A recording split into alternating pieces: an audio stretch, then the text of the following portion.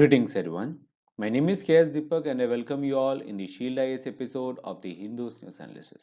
तो चलिए देखते हैं कि कौन से articles that we're discussing today. So the first article is on the aspects of collegium system. So यहाँ पर बात करेंगे first of all कि collegium system है क्या. बट इससे भी पहले collegium system समझने से पहले first you need to understand कि collegium system form क्यों हुआ.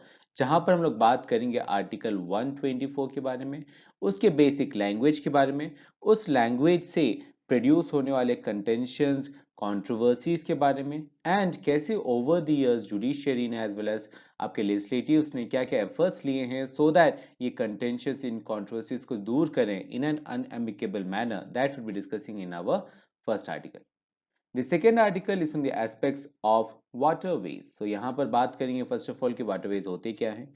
गवर्नमेंट ऑफ इंडिया ने ओवर द इयर्स क्या क्या मेजर्स लिए हैं इन द डायरेक्शन ताकि वाटरवेज हम प्रमोट कर पाए. क्या क्या मेजर्स है जिनमें हम लोग बात करेंगे IWAI के बारे में as well as will be talking particularly on the cruise जिसके बारे में इस आर्टिकल में जिक्र किया गया है.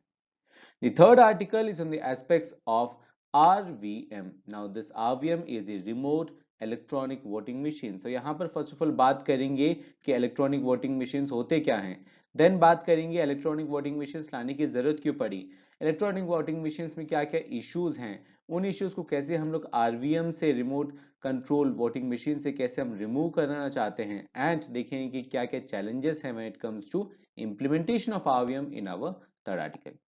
The fourth one is on the aspects of 13th Amendment. Now, ये जो 13th Amendment है, it is an historic aspect. It is a very important aspect, not only in aspect of Sri Lanka's affairs, but also its relation with India. और इसीलिए इसके basic nuances को समझेंगे, क्या क्या issues थे, इंडिया ने कैसे steps लिए हैं, क्या क्या controversies है उसमें, सब चीज को देखेंगे in our fourth article.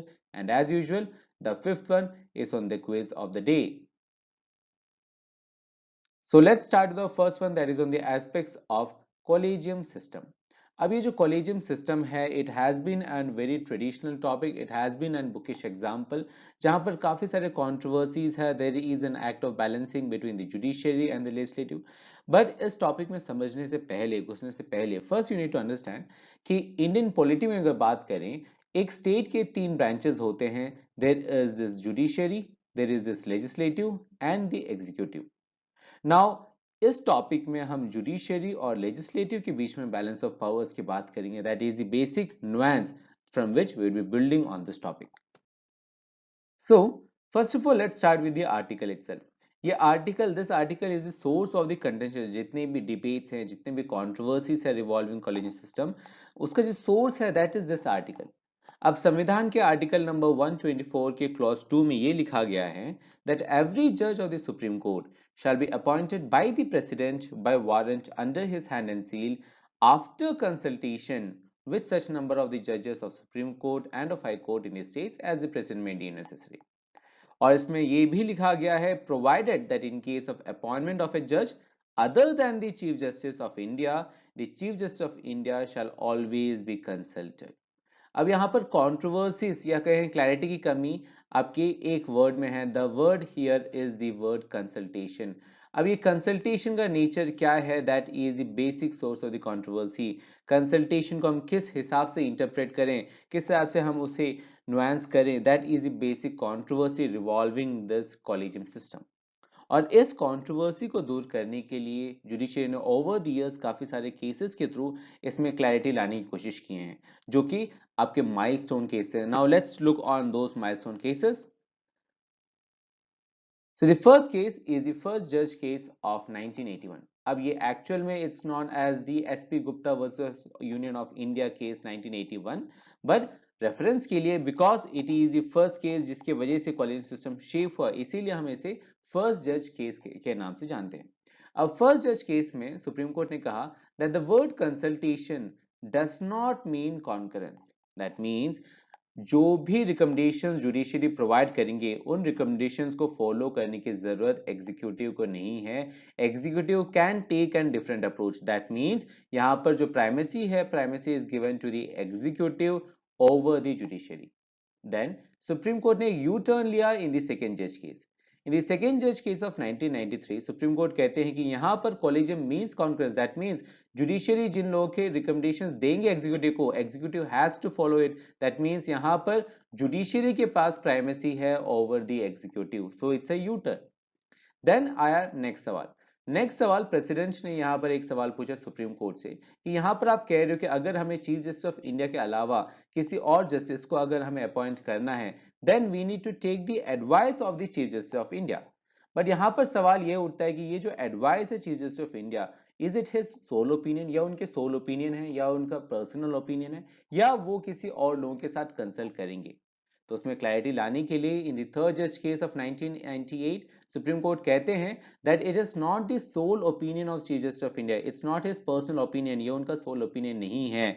Chief Justice of India को नेक्स्ट 4 अदर सीनियर मोस्ट जजेस ऑफ सुप्रीम कोर्ट के साथ कंसल्ट करना पड़ेगा, and there consultation, their collective consultation would be considered to be given to the executive. That means यहां पर chief Justice of India बाकी और 4 जजेस के साथ मिलेंगे, वो डिस्कस करेंगे और उसके बेसिस पर वो कंसल्टेशन प्रोवाइड करेंगे। और ये जो ग्रुपिंग है where the chief justice of India consults with 4 other senior most judges of Supreme Court is known as the collegium system. Then यहां पर आप देख सकते हैं क्योंकि यहां पर कॉलेजियम सिस्टम में जजेस ही जजेस को अपॉइंट कर रहे हैं, सो यहां पर आपके फेवरेटिज्म, आपके नेपोटिज्म जैसे काफी सारे इश्यूज हो सकते हैं। और इसीलिए पार्लियामेंट ने एनैक्ट किया 99th अमेंडमेंट, जिसके through they formed the national judicial appointments committee, NJAC. और इस नेशनल जुडिशियल अपॉइंटमेंट्स कमेटी में पार्लियामेंट ने कहा कि यहां पर एग्जीक्यूटिव के मेंबर्स रहेंगे और जुडिशरी के मेंबर्स रहेंगे, जो कि मिलजुल कर जुडिशरी के जजेस को अपॉइंट करेंगे। बट क्योंकि यहां पर एग्जीक्यूटिव का इंटरफेरेंस है इनटू द अपॉइंटमेंट ऑफ जजेस इन द जुडिशरी, और अपॉइंटमेंट ऑफ जजेस in the judiciary is prime very most important, it's kind of sine qua non for the independence of the judiciary. Judiciary को अगर independence maintain करना है, उन्हें कहीं ना कहीं जो सेल्फ डिपेंडेंस है वो मेंटेन करना है, then they have to make sure कि जुडिशरी में जो अपॉइंटमेंट्स हो रहे हैं उसमें में किसकी दखलंदाजी ना हो। बट क्योंकि यहां पर एग्जीक्यूटिव इंटरफेयर कर रहे हैं, that would have costed the independence of judiciary, और इसीलिए सुप्रीम कोर्ट ने इन द 4 जज case of 2015 they termed this NJC Act and this amendment, that is the 99th amendment, as unconstitutional, और NJC को null and void घोषित कर दिया गया। So as of now जो सिस्टम है that is the result of the third judge case of 1998। अब देखते हैं कि ये जो करंट कॉलेजियम सिस्टम है इसमें क्या क्या इश्यूज हैं। सो the first issue is very much clear, क्योंकि यहां पर जजेस ही जजेस को अपॉइंट कर रहे हैं, so there is an increase in the ambit of favouritism. Favouritism या अंकल जज सिस्टम या नेपोटिज्म जैसे इश्यूज हो सकते हैं। सेकेंड, यहां पर कॉलेजियम सिस्टम में there is no criteria for testing the candidate. हमें नहीं पता, for an common citizen we don't know कि क्या कोई क्राइटेरिया है जिसके बेसिस पर वो अपॉइंट कर रहे हैं। अगर कोई क्राइटेरिया है तो वो पब्लिक व्यू में नहीं है। तो ऐसे में the election, the consultation, everything is happening inside close doors, it's inside the close doors, और आपको एज एन कॉमन सिटीजन हमें कोई इंफॉर्मेशन नहीं है। So it increases the controversies, it increases the aspects of favoritism. Then another issue is कि second judge case में हमने कहा कि the supremacy of judiciary is there over executive। But यहां पर जब हम लोग सुप्रीमेसी ऑफ जुडिशरी दे रहे हैं ओवर एग्जीक्यूटिव, तो there is this principle of checks and balances. हम principle of checks and balances को हम कहीं ना कहीं डिस्टर्ब कर रहे हैं, और क्योंकि constitution itself is based on the principle of checks and balances, so disturbing the system would go against the constitution. Another issue with this collegium system is कि हमने NJC in the 4 judge case हमने NJC को ये कहकर उन्होंने struck down कर दिया that this is non-constitutional, this is unconstitutional in the nature, ये constitution के खिलाफ है। At the same time जो system आ रहा है in replacement of this NJC, that is the collegium system. Now even though this collegium system is not unconstitutional, ये भले constitution के खिलाफ ना हो, but its mention is not there in the constitution, so it's non-constitutional in the nature. सो हम NGC जो कि उनके हिसाब से, सुप्रीम कोर्ट के हिसाब से अनकॉन्स्टिट्यूशनल है, उसे हम रिप्लेस कर रहे हैं विद एन कॉलेजियम सिस्टम जो कि नॉन कॉन्स्टिट्यूशनल है। The same time the issue of transparency is always there. So that is the basic ambit of this controversy, that is the basic aspect of this issue. With that clarity, now let's move to our next aspect, that is on the aspects of waterways, जहां पर हम लोग start करेंगे with the basics of Inland Waterways Authority of India से। So what is this National Waterways? हमारे country की बात करें India, because of its nature, because of the geography that we have been bestowed to, we have a plethora of diverse topography. हमारे पास rivers हैं, backwaters हैं, canals हैं, creeks हैं, काफी सारे हैं। अराउंड इंडिया में स्टैटिस्टिक्स के हिसाब से 14,500 किलोमीटर्स ऑफ नेविगेबल वाटरवेज हैं। अगर हम इन नेविगेबल वाटरवेज को यूज कर पाए, उसे हम एक्सप्लोर कर पाए, तो हमारे जो लॉजिस्टिक्स की जो कॉस्ट है वो हम रिड्यूस कर पाएंगे और हमारी जो इकोनॉमी है वो कॉम्पिटिटिव हो जाएगी in comparison to the other economies. और इसीलिए we brought a national waterways act way back in 2016। But ये नेशनल वाटरवेज एक्ट लाने से पहले वी हैड अनदर बॉडी जो कि वाटरवेज से रिलेटेड था, and it was created way back in 1986 known as the Inland Waterways Authority of India, जिसका जिक्र आज के आर्टिकल में है। अब ये जो IWAI, this formation of this body was particularly for the regulation and development of the inland waterways, ताकि हम उसमें navigation कर पाए और shipping कर पाए। और इसके जो headquarters हैं, it's in नोएडा। और ये किससे मिनिस्ट्री के अंदर आता है? It's under the Ministry of Shipping। अब इसमें साथ साथ the next major major that I mention earlier is the national waterways act.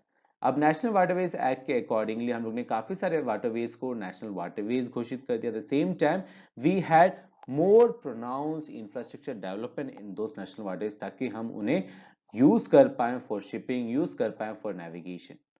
और इसके बेसिस पर ही as of now we are having a lot of waterways and some of them are very important also, जहां पर 13 are operational for shipping and navigation, और इसमें passenger vessels भी move करते हैं। और ये वाटरवेज को मोर एक्सप्लोर करने के लिए, इसमें अटेंशन और लाने के लिए, इंफ्रास्ट्रक्चर ग्रैब करने के लिए there has been a new vessel, जो कि काफी न्यूज में मेन स्ट्रीम मीडिया में कवर किए जा रहे हैं, known as the MV Ganga Vilas. अब ये जो MV गंगा विलास है, it would be navigating through this waterways from one path of India to the other part, particularly to the north east, जहां पर वो navigate करेंगे थ्रू आउट वेरियस वाटरवेज, ताकि इसमें जो एक्सप्लोरेबिलिटी है, इसमें जो स्कोप है, वो मेन स्ट्रीम मीडिया तक ला पाए। That is the main idea behind this issue. With that, now let's move to next aspect, that is on the aspects of RVM। अब ये जो रिमोट इलेक्ट्रॉनिक वोटिंग मशीन्स है, it has been there over the news for quite a long time, and that is why we have already covered this topic in great details in our 30th December video, जहां पर we started off with कि electronic voting machines first of all होते क्या हैं, उनमें क्या क्या basic nuances हैं, किसने कमीशन किया, कब कमीशन किया, क्या क्या उसके nuances. Then we moved on कि ईवीएम्स में क्या क्या इश्यूज हैं, RVM that is remote electronic voting machines, उसकी क्या जरूरत है, इसमें क्या क्या इश्यूज हो सकते हैं, और क्या क्या मेजर्स हैं जो कि ईसीआई ने ओवर द इयर्स इंप्लीमेंट किए हैं या इंप्लीमेंट करने की कोशिश कर रहे हैं, एंड क्या क्या चैलेंजेस हो सकते हैं when it comes to the implementation of RVM. We have already discussed in our 30 December video, so please refer to this video so that you have a very good clarity of this topic. With that, now let's move to our next article, that is on the aspects of 13th amendment। अब ये जो 13th amendment है, it is very important from international relations perspective, और इसीलिए इसके basic nuances से समझने की कोशिश करते हैं। So first of all, क्या होता है ये amendment? तो किसी भी कॉन्स्टिट्यूशन, किसी भी लीगल रिटन कॉन्स्टिट्यूशन को अगर आपको चेंज करना है, किसी भी संविधान को अगर चेंज करना है, उसमें कोई चेंजेस लाने हैं, तो there is an legal procedure जिसके थ्रू आप चेंजेस ला सकते हैं, और उस लीगल प्रोसीजर को हम कहते हैं अमेंडमेंट। अब ये जो 13th अमेंडमेंट है ऑफ द श्रीलंकन कॉन्स्टिट्यूशन, ये 13th amendment is something which is an outcome of the Indo-Lanka Accord of the year 1987. That means it's an accord between India and Sri Lanka. अब इस accord को समझने से पहले there is a basic story that you need to understand. You understand that in Sri Lanka there had been a lot of instability, particularly there was the aspects of LTTE. अब ये जो LTTE था, that was a militant group of the Tamil minorities से कुछ radical group से जिन्होंने weapons उठाया अपने फॉर्म्स में, जिन्होंने अपने हाथों में वेपन्स उठाए, and they were one of them was the LTT.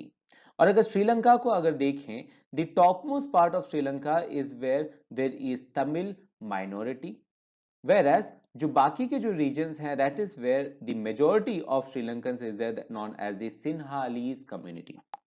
अब this issue, this 13th amendment is between the Tamil minority जो कि नॉर्थ में रहते हैं, एंड द सिन्हालिस मेजॉरिटी जो कि आफ्टरवर्ड्स जितने भी एरिया श्रीलंका में वहां पर रहते हैं। अब the issue was that the Tamil minorities were getting oppressed because of various other reasons, और इसके कारण काफी सारे militant groups बन चुके थे, there were unrest, और India then stepped in, जहां पर we had Prime Minister Rajiv Gandhi during that time, जिन्होंने step in किया using the Indian peacekeeping forces जो कि वहां पर deploy किए गए थे, and then the history has its own course. But यहाँ पर इस कंसल्टेशन के थ्रू यहाँ पर जब इंडियंस आए, इंडियन पीस कीपिंग फोर्सेस आए, we wanted to make sure that हम लोग एक एग्रीमेंट लाएं, हम लोग ब्लडशेड ना करवाएं एंड पीसफुली इस इशू को हम रिजॉल्व कर पाएं. और इसीलिए इंडिया मेड श्योर कि हम एक एग्रीमेंट साइन करें, and that agreement was known as the Indo लखट अकॉर्ड, जहां पर वी मेड श्योर कि ये जो एथनिक कॉन्फ्लिक्ट है between the Sinhalese majority and the Tamilian minorities, इनको हम रिजॉल्व करें, इस एथनिक कॉन्फ्लिक्ट को हम रिजॉल्व करें, ये जो सिविल वार चल रहा था उसे हम रिजॉल्व करें. और इसमें कैसे करने की कोशिश थे, यहाँ पर 13 अमेंडमेंट के थ्रू हम लोग ये कह रहे थे कि आप क्या करें, आप ये तमिल माइनॉरिटीज में जितने भी प्रोविंसेस हैं, प्रोविंसेस मींस स्टेट्स, जैसे इंडिया में आपके स्टेट्स हैं, सिमिलरली श्रीलंका में प्रोविंसेस हैं. सो प्रोविंसेस में हम वहां पर और ज्यादा ऑटोनॉमी प्रोवाइड करें, पावर शेयरिंग करें, ताकि इनके पास ऑटोनॉमी हो, ये खुद को सेल्फ गवर्न कर पाए to an specific extent. But इसमें काफी सारे इश्यूज होने लगे बिकॉज ऑफ दिस अमेंडमेंट. इसमें काफी सारे नुआंसेस, फॉर एग्जांपल जो फाइनेंशियल पावर्स थे, काफी सारे ओवरराइडिंग पावर्स हैं जो कि प्रेसिडेंट को दिए गए हैं. तो प्रेसिडेंट को दिए जाने की वजह से even though this amendment was enacted, but इसके बावजूद भी यहाँ पर क्योंकि ओवरराइडिंग पावर्स हैं, यूनिलैटरल पावर्स है प्रेसिडेंट के पास, तो ये जो सेल्फ ऑटोनॉमी का जो एस्पेक्ट था, दैट वाज द बेसिक मोटो जिसकी वजह से हमने ये अमेंडमेंट लाया, that aspect was not being accomplished. और इसीलिए ये इशू जो है ये ओवर द इयर्स न्यूज़पेपर में कवर किया जा रहा है. अब ये कंटेंशियस क्यों है? कंटेंशियस यहां पर ये है कि this was an agreement between India and Sri Lanka, और श्रीलंका में during that time the government was of the Sinhalese majority.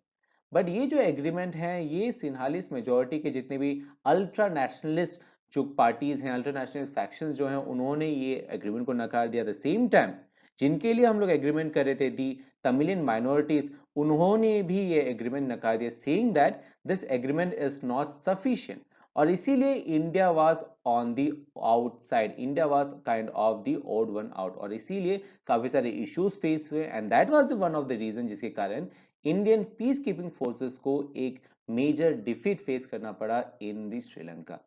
और ये सिग्निफिकेंट क्यों है? सिग्निफिकेंट ये एग्रीमेंट इसीलिए है, ये अमेंडमेंट इसीलिए सिग्निफिकेंट है because this was the only constitutional provision, ताकि हम ये लॉन्ग पेंडिंग तमिल क्वेश्चन को, लॉन्ग पेंडिंग एथनिक कॉन्फ्लिक्ट को between the Tamilian minorities and the Sinhalese majorities हम रिमोल्व कर पाए, रिजॉल्व कर पाए. उसके लिए this was the only constitutional provision, and that is the significance of this amendment. With that, now let's move to our next aspect, that is on the quiz of the day. So the first question is regarding the aspects of marginal standing facility. The second question is on the aspects of Pradhan Mantri Garib Kalyan Anna Yojana. Again, both these questions are based on current affairs. So in questions के attempt करें, और इन questions के जो answers हैं along with the explanation would be provided to in the form of PDF, जिसका जो link है आपको वीडियो के डिस्क्रिप्शन मिल जाएगा. As well as जो PPT है जिसके ऊपर एनालिसिस किया, that also in the form of PDF, you would get a link in the video's description only. So stay tuned for more content. Thank you. See you tomorrow.